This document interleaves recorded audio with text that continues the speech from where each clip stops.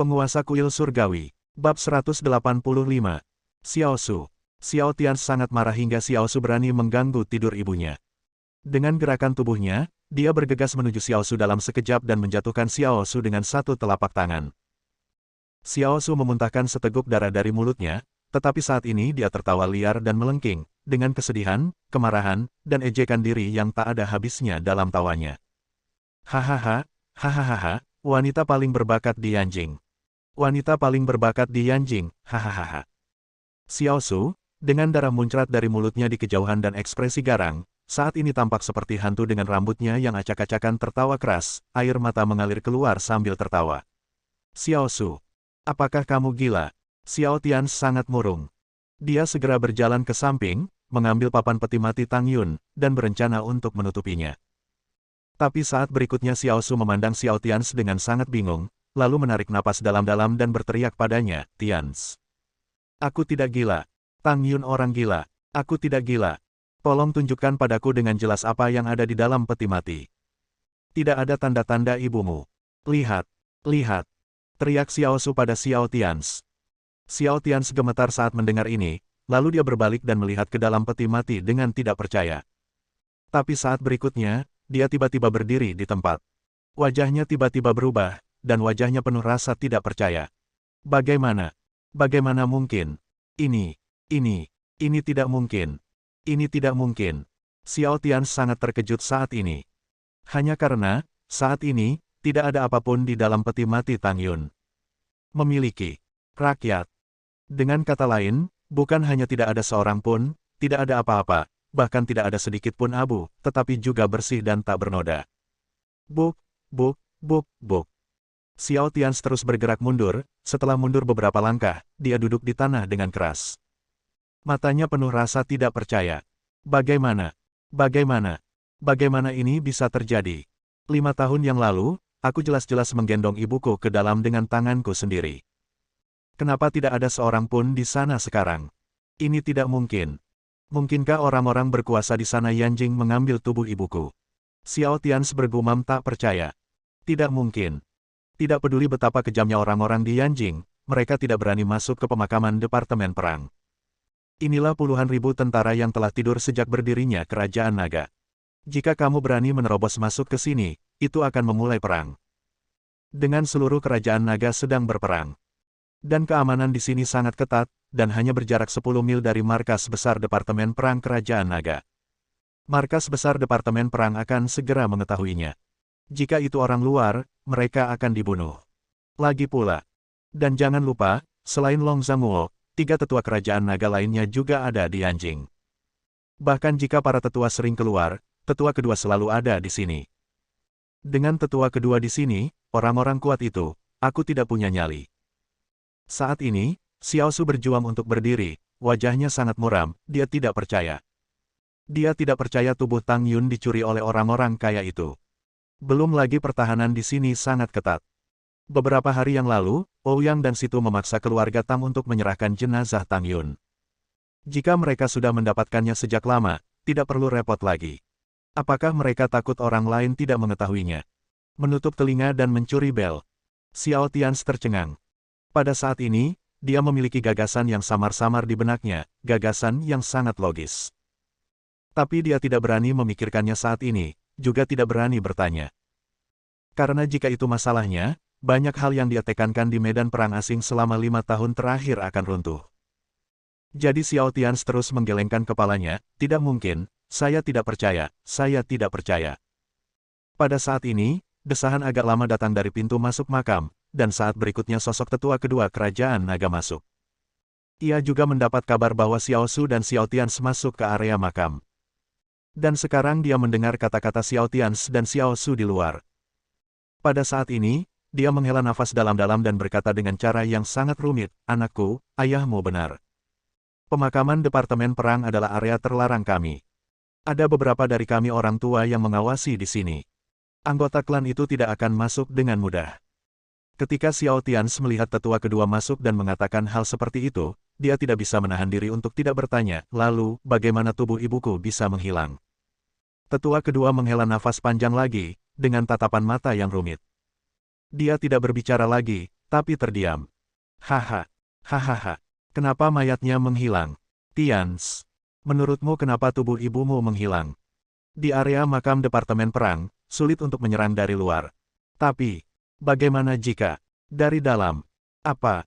Siapa yang mengira orang mati akan keluar dari dalam? Suasana hati Xiao Su sangat tidak stabil saat ini, seluruh tubuhnya gemetar, dan wajahnya sangat muram. Tidak, tidak mungkin. Ibuku meninggal 5 tahun lalu. Dia meninggal 5 tahun lalu. Dia sudah mati. Tidak mungkin dia masih hidup. Tidak mungkin dia masih hidup. Xiao Tians terus gemetar kepalanya. Dia tidak berani atau tidak mau berspekulasi tentang ibunya. Jika apa yang terjadi 5 tahun lalu adalah kesalahan ibunya, lalu apa tujuan dari latihan keras dan perjuangan hidup dan mati selama 5 tahun terakhir? Atau dia hanya bagian dari rencana ibunya? Apakah dia digunakan sebagai alat oleh ibunya? Tidak, Xiao Tians tidak berani untuk terus memikirkannya. Pikirannya sangat terkejut. Dia tidak percaya bahwa pemandangan di depannya adalah nyata, dan dia tidak ingin percaya bahwa pemandangan ini nyata. Xiao Tians bersandar di dinding makam dengan linglung. Wajah Xiao Su sangat muram dan dia berhenti berbicara. Faktanya, setelah kembali dari Tetua Agung kemarin, dia memiliki keraguan tentang kematian Tang Yun. Karena dari awal hingga akhir, tidak ada yang meragukan bagaimana Tang Yun terluka, dan tidak ada yang benar-benar menyelidikinya. Bagaimanapun, Kerajaan Naga masih dalam tahap perkembangan pesat 5 tahun yang lalu. Pada saat itu, medan perang di luar wilayah juga sangat sulit. Para tetua dan pasukan di Yanjing sibuk dengan banyak hal setiap hari harus dihadapi. Pada saat itu, semua kekuatan di Yanjing, dan bahkan semua kekuatan di Kerajaan Naga, diam, dan semua orang sepakat dalam berbicara. 9 sekte di Yanjing saat itu sangat rendah hati, dan keluarga kaya besar di Yanjing juga sangat rendah hati. Kekuatan sekte tersembunyi di wilayah tersebut bahkan belum lahir. Jadi saat itu, tidak ada yang akan mencoba yang terbaik untuk melacak di mana Tang Yun berada dan apa yang telah dia lakukan. Bahkan setelah sekte-sekte itu mengetahui bahwa Tang Yun telah mengunjungi kuil, itu baru terjadi tahun ini atau 5 tahun kemudian. Tunggu. 5 tahun kemudian. 5 tahun kemudian sekte-sekte itu menemukan jejak kaki Tang Yun. Mengapa 5 tahun kemudian? Mengapa 5 tahun kemudian? Tidak ditemukan 5 tahun lalu, tetapi terjadi 5 tahun kemudian pendirian di Tians setelah memasuki kuil surgawi dan tumbuh dewasa, tempat itu terungkap. Apakah ini benar-benar hanya kebetulan? Tetua kedua, yang sedang memikirkan sesuatu saat ini, tiba-tiba merasa terkejut, dan dia memikirkan banyak hal dalam sekejap. Hal instan. Tetua kedua menatap Xiao Tians lagi, melihat lebih dalam, tapi tidak berkata apa-apa. Pada saat ini, dia samar-samar merasakan sesuatu. Jika semua yang terjadi hari ini benar, maka jika dia dan Tetua Agung harus berurusan dengan Xiao Tians kemarin, sesuatu mungkin akan terjadi, sesuatu yang besar. Tetua kedua mengalihkan perhatiannya dari Xiao Tians, dan kemudian melihat peti mati kosong di tengah makam, merasa terkejut. Deng, deng, deng. Tak lama kemudian terdengar suara langkah kaki lagi di luar makam. Saat berikutnya, dua lelaki tua, Tang Zhen dan Xiao Zantian, juga bergegas mendekat. Setelah Xiao Zantian masuk, dia melihat peti mati Tang Yun terbuka, sementara Xiao Su berdiri di samping dengan muntah darah dari sudut mulutnya. Saya tahu apa yang sedang terjadi dalam sekejap. Xiao Zantian langsung marah dan berteriak pada Xiao Su, dasar pengkhianat. Aku akan menghajarmu sampai mati. Setelah Xiao Zantian mengatakan itu, dia bergegas menuju Xiao Su. Tang Zhen melihat tutup peti mati putrinya yang terbuka, tubuhnya gemetar dan wajahnya pucat. Tapi saat berikutnya, Xiao Zantian, yang hendak bergegas melawan Xiao Su, dihentikan oleh tetua kedua. Tetua kedua tidak berbicara, tetapi mendorong tubuh Xiao Zantian ke sisi peti mati. Tetua kedua, jangan hentikan aku. Aku harus membunuh pengkhianat ini hari ini. Aku. Bagaimana ini mungkin?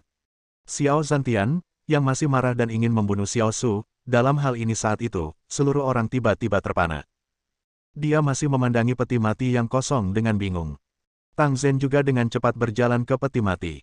Setelah melihat ke dalam, tubuhnya tiba-tiba membeku. Hahaha. Hahaha. Wanita paling berbakat di Yanjing, wanita paling berbakat di Yanjing saat itu. Bagus sekali. Bagus sekali. Lalu siapa aku? Xiao Su. Wanita paling berbakat di Yanjing menganggap aku Xiao Su bodoh. Saat semua orang terdiam, Xiao Su berteriak keras. Orang bodoh besar, orang bodoh terbesar di Yanjing, orang bodoh terbesar. Xiao Su menertawakan dirinya sendiri, dan berjalan keluar dengan rambut acak-acakan, dengan aura kesedihan yang tak ada habisnya. Di dalam makam, Xiao Tians, Xiao Zantian dan tetua kedua tetap diam. Setelah beberapa saat, tetua kedua dan Xiao Zantian juga saling memandang dan pergi. Berita ini berdampak besar pada Xiao Su, tetapi berdampak lebih besar lagi pada Xiao Tians. Dia kewalahan dengan semua yang dialami selama 5 tahun terakhir. Saat ini, Xiao Tians, yang sedang duduk sendirian di makam Tang Yun, sedang banyak berpikir. Saat ini, dia sepertinya memahami banyak keraguan di hatinya. Misalnya, saat itu, mengapa ibunya berulang kali menoleransi Lin Feiling. Tidak peduli seberapa besar Lin Feiling bertingkah seperti monster, dia tidak peduli. Contoh lainnya adalah ketika bibinya Tang Yan berusaha sekuat tenaga membujuk Xiao Tians agar putus dengan Qin Sui Qiao, namun ibunya Tang Yun sangat mendukung dan mendukungnya untuk bersama Qin Sui Qiao. Contoh lainnya, ketika dia mendirikan grup Junlin di kota Tianhai, ibunya Tang Yun sangat optimis terhadap Fu Junlin, dan dia memberitahu Xiao Tians lebih dari sekali untuk mempromosikan Fu Junlin ke puncak. Ibu, siapa kamu? Apa yang ingin kamu lakukan saat itu? Dan, kamu, apakah kamu masih hidup sekarang? Jika kamu masih hidup, kenapa kamu tidak datang menemuiku? Bergumam pada dirinya sendiri-sendirian. Mengatakan, Bab 186. Waktu berlalu dengan lambat, hujan musim gugur di luar masih turun, dan suhu udara semakin dingin. Setelah Xiao Tians duduk sendirian di makam untuk waktu yang lama, dia bangkit dan pergi. Tuan Xiao, kamu. Di luar makam, Wan Tiansheng memimpin sekelompok tentara untuk berjaga di sana.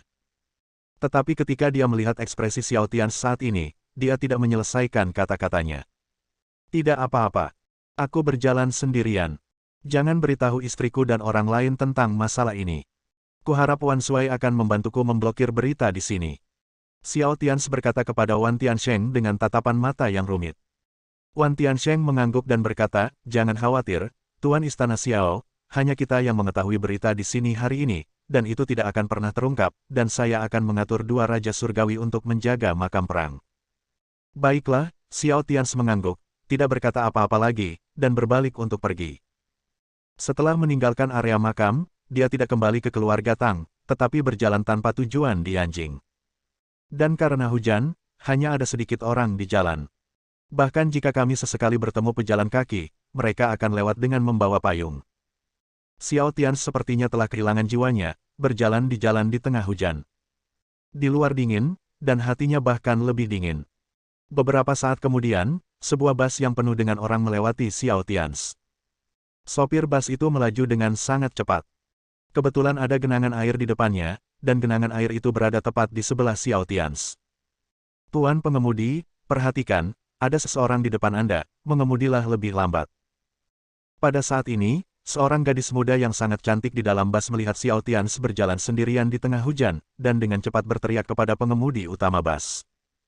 Tetapi ketika dia selesai berteriak, pengemudi tidak punya waktu untuk mengerem dan memperlambat kecepatan. Roda langsung melewati genangan air, dan air di tanah tiba-tiba memercik ke seluruh tubuh Xiao Tians. Maaf. Sopir itu juga melihat seseorang telah terciprat, dan dia berteriak ke arah Xiao Tians di luar jendela. Bus berangkat, dan gadis muda cantik di dalam bus menatap kosong ke arah pria di luar jendela yang disiram air tetapi tidak bereaksi sama sekali. Dia melihat pria itu terus bergerak maju tanpa reaksi apapun. Untuk sesaat, gadis di dalam bus itu tertegun. Pada saat ini, dia merasa bahwa pria yang berjalan di tengah hujan di jalan luar pasti sangat getir dan terluka. Dan Xiao Su yang juga berantakan, ketika kembali ke rumah Xiao, pakaiannya benar-benar kotor. Seluruh tubuhnya dipenuhi dengan kelelahan yang mendalam, kesedihan dan kegilaan. Selama 5 tahun, dia telah ditipu oleh Tang Yun selama 5 tahun penuh. Adapun mengapa dia tiba-tiba harus pergi ke pemakaman Tang Yun pagi ini, mengapa dia harus begitu gigih membuka peti mati dan melakukan otopsi, tidak ada alasan lain mati.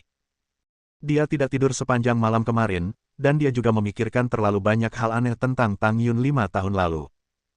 Misalnya, Tang Yun pada saat itu memiliki tatapan minta maaf di matanya setiap kali dia melihatnya. Dan sampai Tang Yun memberinya liontin giok, ekspresinya juga sangat salah. Memikirkan tentang apa yang terjadi kemarin, Xiao Su mengerti banyak. Mungkin semua ini diatur dan diatur oleh Tang Yun. Lebih dari 20 tahun yang lalu, ketika menikah dengan Tang Yun adalah wanita paling berbakat di Yanjing, dengan reputasi yang sangat baik, dan ada banyak orang yang mengejar Tang Yun. Dan dia, Xiao Su, bisa menikahi Tang Yun kecuali pernikahan antara lelaki tua dari keluarga Xiao dan keluarga Tang. Dia sendiri juga tidak buruk. Bayangkan saja, dia adalah satu-satunya putra Xiao Zantian, setelah dewa perang asing veteran kerajaan naga, tidak peduli seberapa buruk dia. Sejak 5 tahun yang lalu, Xiao Su sudah berada di puncak setengah langkah God of War, dan dia hanya sedikit kekurangan untuk bisa secara resmi menjadi pembangkit tenaga listrik God of War. Hanya saja saat itu temperamennya berubah drastis, menjadi maniak dan mudah tersinggung, sehingga tidak pernah melakukan terobosan. Ayahnya mampu menjadi Raja Surgawi, dan putra kandungnya bahkan bergelar Kaisar, jadi bagaimana kualifikasi dan potensi Xiao Su bisa lebih rendah. Sebelumnya, dia secara mental memberontak terhadap pernikahannya dengan Tang Yun, tetapi 5 tahun lalu, temperamennya berubah drastis. Akibatnya, dia tidak mampu menerobos.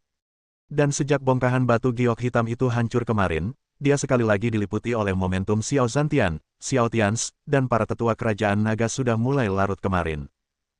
Tapi sekarang, ketika dia kembali dari kuburan Tang Yun dan melihat dengan matanya sendiri bahwa tidak ada Tang Yun di peti mati, keraguan terakhir di hatinya lenyap. Boom! Saat Xiao Su berjalan menuju rumah keluarga Xiao, yang telah lama berubah menjadi reruntuhan besar, auranya tiba-tiba naik. Pada saat ini, dia langsung menembus level Dewa Perang. Dan ini bukanlah akhir. Xiao Su telah diam selama bertahun-tahun. Meskipun dia belum pernah membuat terobosan sebelumnya, latar belakangnya terlalu kuat. Meski bukan yang terkuat, mereka tetap termasuk yang teratas. Jadi pada saat ini, setelah Xiao Su menerobos Dewa Perang, auranya masih meningkat dan meningkat. Dewa Perang awal. Dewa Perang tengah. Dewa Perang selanjutnya. Boom! Akhirnya, dengan ledakan lain, aura Xiao Su berhenti. Itu berada di atas puncak Dewa Perang, dan masih di level puncak, hanya sedikit lagi untuk mencapai level Raja setengah langkah. Itu hanya terobosan dalam kekuatan tempurnya sendiri, tapi Xiao Su tidak peduli. Jika ini terjadi di masa lalu, orang kuat di puncak Dewa Perang, bahkan kuat di seluruh Yanjing, akan mampu memimpin keluarga Xiao ke langkah lebih jauh. Tapi sekarang dia memiliki ayah tua setingkat raja di atasnya dan seorang putra setingkat kaisar di bawahnya.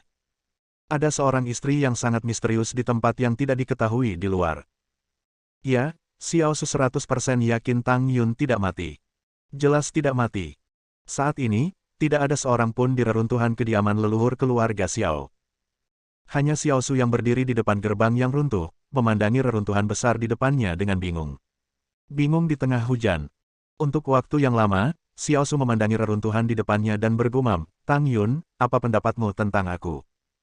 Apa pendapatmu tentang aku setelah menikah lebih dari 20 tahun? Atau, apakah ada cinta di antara kita? Jika kamu tidak mencintaiku, jadi mengapa kamu menikah denganku? Apakah ini rencanamu lebih dari 20 tahun yang lalu? Tang Yun, aku tahu kamu belum mati, kamu berhutang penjelasan padaku. Tang Yun, aku akan menemukanmu. Aku yakin kamu belum mati. Tapi jangan lupa, kita tidak pernah bercerai dari awal sampai akhir. Kamu masih istriku. Aku tidak tahu apakah kamu punya cinta untukku. Aku tidak tahu apakah aku mencintaimu atau tidak. Tapi jangan terus-terusan menghilang. Aku akan menemukanmu cepat atau lambat." Hujan dingin dari langit menimpa Xiao Su.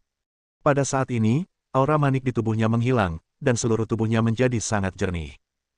Matanya sedikit merah, dan karena hujan, tidak ada yang tahu apakah Xiao Su menitikkan air mata saat ini. Setelah sekian lama, Xiao Su yang terdiam di depan gerbang kediaman leluhur keluarga Xiao, berjalan dengan tenang menuju reruntuhan. Ketika dia sampai di aula leluhur keluarga Xiao, terdengar bunyi klik, seolah-olah dia telah menginjak sesuatu. Saat berikutnya Xiao Su melihat ke bawah dan melihat pedang baja dingin, yang dipegang Xiao Tians kemarin. Setelah Xiao Tians dan yang lainnya pergi kemarin, tidak ada yang datang untuk mengambil pedang panjang standar ini. Setelah Xiao Su menatap pedang panjang itu, dia membungkuk dan mengambilnya. Lalu dia membawa pedang panjang dengan wajah tanpa ekspresi dan berjalan menuju kejauhan. Setengah jam kemudian, di halaman terpisah dari cabang keluarga Xiao 5 mil sebelah timur rumah leluhur keluarga Xiao di Yanjing, puluhan orang dari keluarga Xiao berkumpul di sana tidak di sana, dan Xiao Potian tidak ada di sana, apapun yang terjadi. Jadi orang-orang dari cabang keluarga Xiao dan beberapa tetua dengan nama keluarga lain sedang berdiskusi di lobi apa yang harus dilakukan keluarga Xiao selanjutnya. Saat berikutnya, para tetua yang sedang mengadakan pertemuan di ruang tamu melihat Xiao Su berdiri di tengah hujan di luar pintu, memegang pedang panjang di tangannya. Ketika salah satu tetua dengan nama keluarga asing melihat Xiao Su kembali, dia bergegas maju untuk memberi penghormatan, "Tuan. Anda tidak di sini, jadi kami." Tetapi saat berikutnya, sebelum tetua dengan kekuatan setengah langkah dewa perang ini selesai berbicara, Xiao Su membunuhnya dengan pedang. Darah memercik ke seluruh tubuh Xiao Su. Xiao Su memandang dengan dingin ke cabang dan tetua dengan nama keluarga asing di ruang tamu, dan berkata dengan suara dingin, "Keluarga Xiaoku sudah pergi, tapi kenapa kamu masih di sini? Kenapa kamu masih di sini?" Setelah Xiao Su selesai berbicara, terutama setelah dia baru saja membunuh seorang tetua dengan nama keluarga asing, semua orang di aula ketakutan. Semua orang segera berdiri dan memandang Xiao Su dengan ngeri, terutama sekarang mereka mengetahui bahwa Xiao Su benar-benar telah menerobos Dewa Perang. Xiao Su, yang sudah bertahun-tahun tidak membuat terobosan, sebenarnya membuat terobosan hari ini. Dan auranya sepertinya tidak sebanding dengan Dewa Perang biasa.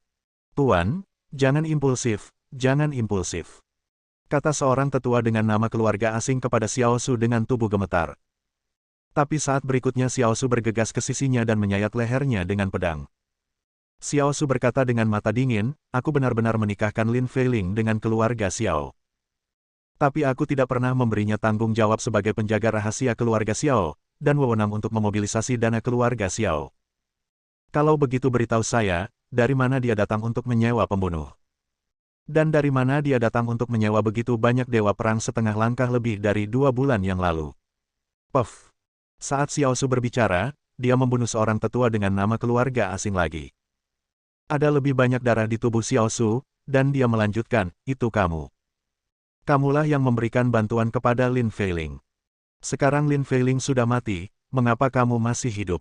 Kenapa? Kenapa kamu masih hidup? Patriark, itu bukan urusan kita. Itu benar-benar tidak ada hubungannya dengan kita. Patriark, ayo kita pergi, ayo kita pergi. Patriark, demi fakta bahwa kita telah bekerja keras untuk keluarga Xiao selama beberapa dekade, biarkan kami hidup." Pada saat ini, para tetua di aula yang tidak punya waktu untuk berlari semuanya berlutut di tanah, bersujud kepada Xiao Su. Mereka juga memahami bahwa mereka tidak dapat melarikan diri di depan Dewa Perang. "Haha, kalimat seperti itu tidak ada hubungannya denganmu. Keluarga Xiaoku sudah tiada. Kalian. Xiao Su tertawa sedikit gila. Dia tersenyum dan mengatakannya lagi, tapi pedang panjang di tangannya tapi itu tidak berhenti. Membunuhnya dengan pedang satu demi satu. Tiba-tiba, seorang tetua dari keluarga Xiao meninggal sambil berteriak di tempat, dengan darah berceceran di seluruh aula. Kali ini, Xiao Potian yang datang setelah mendengar kabar tersebut, dan Xiao Xiao yang pucat dan masih terluka, akhirnya bergegas keluar. Ketika Xiao Potian melihat Xiao Su membunuh orang seperti orang gila, dia segera berteriak, "Suer. Jangan impulsif. Jangan membunuh lagi. Apa kamu gila? Mereka semua adalah tetua keluarga Xiaoku. Aku gila." Saat berikutnya, Xiao Potian di luar pintu baru saja selesai berbicara, dan Xiao Su, yang berlumuran darah, tiba-tiba berbalik dan berteriak pada Xiao Potian dengan mata merah. Suaranya sangat keras. Xiao Potian tercengang karena keterkejutannya. Saat berikutnya, Xiao Su berteriak pada Xiao Potian dan Xiao Xiao, "Aku gila. Aku sudah gila sejak lama. Salah satu istriku sudah meninggal, aku tidak tahu apakah istri yang lain sudah mati atau masih hidup, dan anakku tidak mengenaliku. Ayah kandungku ingin membunuh pengkhianat ini kapan saja aku sudah gila." Bersambung.